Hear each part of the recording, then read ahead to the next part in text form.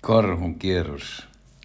Se oli kesäkuun 5. päivä, kun lähdettiin liikkeelle aamulla aikaisin, niin kuin näkyy lennostakin.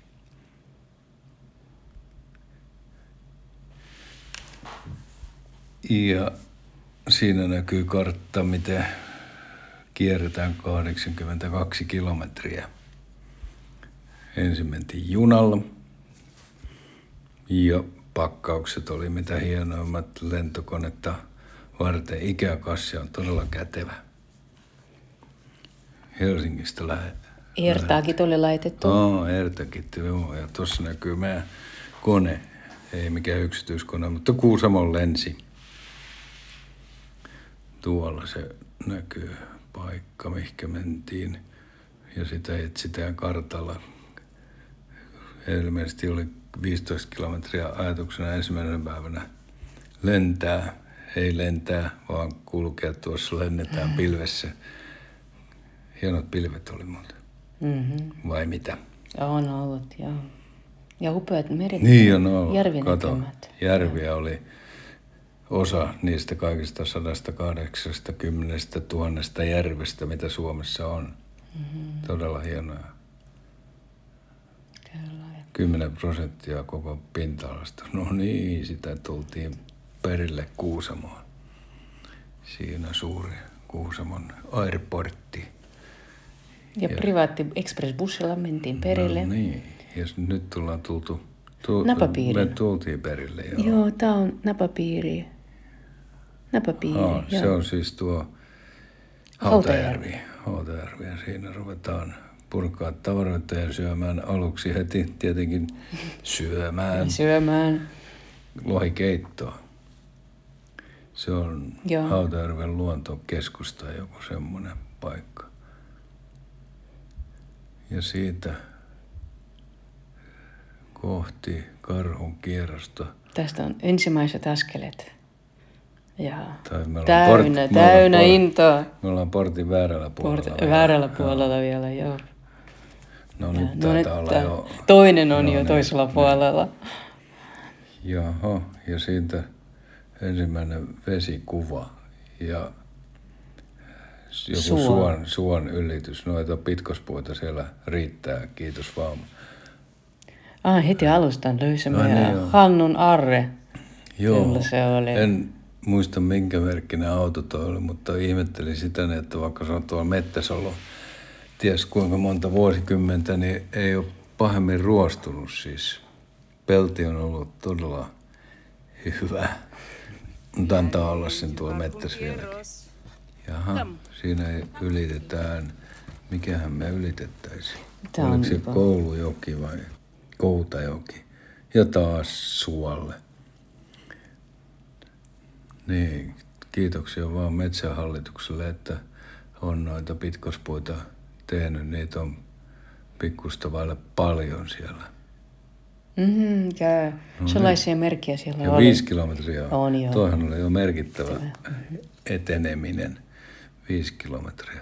Ja kumpi pitää pystyssä? Puu minua vai minä puhut? Ja meidän ensimmäinen pysäke oli Pertumaa koskella. Me tehtiin jo ruokaa tuossa vai? Teetä. Teetä ja. Niin me syötiin aluksi ja se mitään. Pertumakoski. Ja sinne on matkaa ollut joku. Joo, sitten siellä yhdessä paikassa oli niin paljon jäätä vielä. Joo, siis jäätä vielä. Tuo on pikkusen ottanut väriä, ihan ruskea. Mutta tietysti kun siellä on niitä suovesiä, niin ne on muutenkin ruskeita.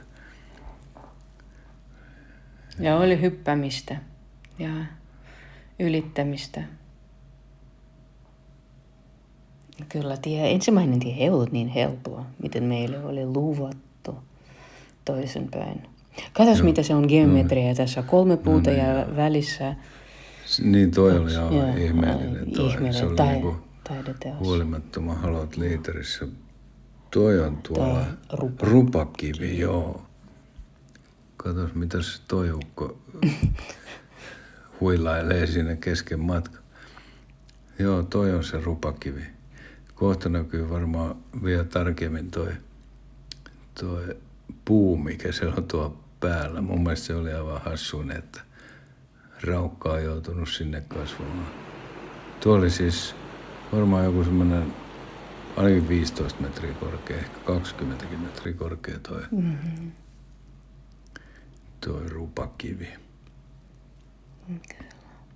Ja kuinka monta askeletta sinne vei? No aika paljon oli noitakin. Vaikka edessä on vielä, siellä on muutama semmoinen paikka, missä näitä askeleita on todella paljon. Kyllä. Tässä se on sun ottama kuva. Sä otit nimenomaan puusta kuva. Rupakivi. Mistähän sekin on saanut nimesi. Sitten jatketaan matkaa. Tällaiset polkut oli. Joo, juurakoita ja... Joo, no niin, nyt siinä näkyy. Juurakoita on todella paljon ja kivikkoa. Kivikkoa.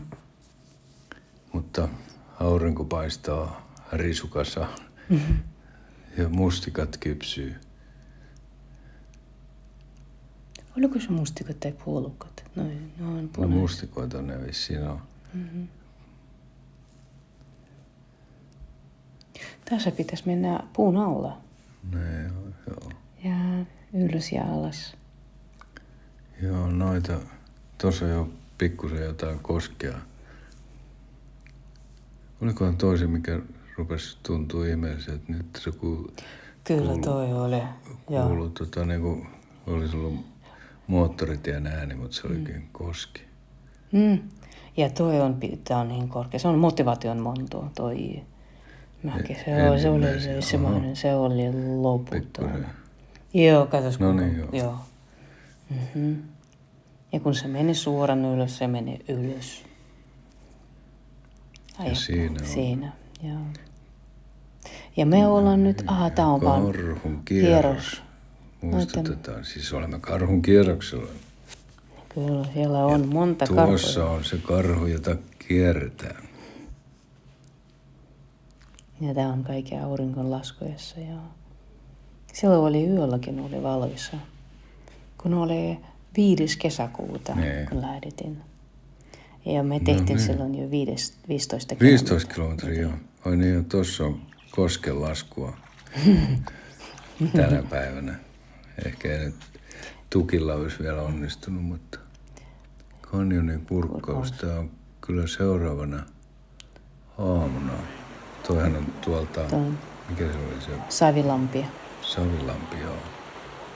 Tässä me nukuttiin. Päätettiin, että mennään kämpään. Autiotupaan nukkumaan. Tuossa me nukuttiin tuossa oikealla puolella.